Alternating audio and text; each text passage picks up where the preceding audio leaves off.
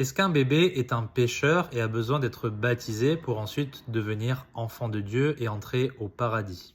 C'est ce que pensent les catholiques et les orthodoxes, mais ce n'est pas biblique.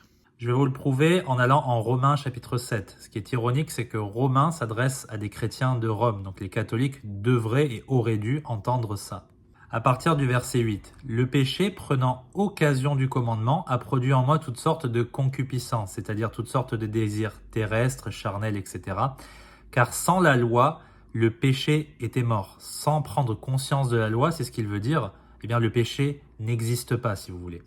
Pour moi, autrefois sans loi, je vivais, donc c'est-à-dire j'étais vivant spirituellement, mais le commandement étant venu, le péché a repris vie et moi, je suis mort.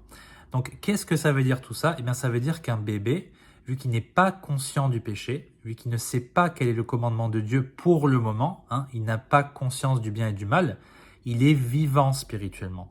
Le péché ne peut pas avoir pris vie en lui et l'avoir tué par la prise de conscience de la loi de Dieu. Donc, un bébé, s'il meurt, il va directement au paradis. Pas besoin de lui faire trempette pour cela.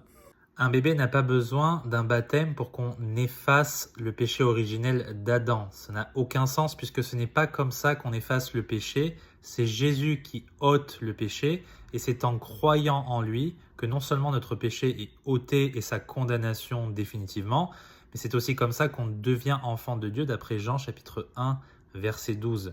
Elle a donné pouvoir à ceux qui croient en son nom de devenir enfants de Dieu. On devient enfant de Dieu par la foi en l'évangile et pas par une trempette. C'est très facile à comprendre. Donc on croit en Jésus-Christ quand on est conscient de notre état de pécheur et qu'on sent qu'on a besoin d'un sauveur. Et c'est après seulement qu'on va se faire baptiser, comme le montre tout le Nouveau Testament de A à Z. Que Dieu vous bénisse.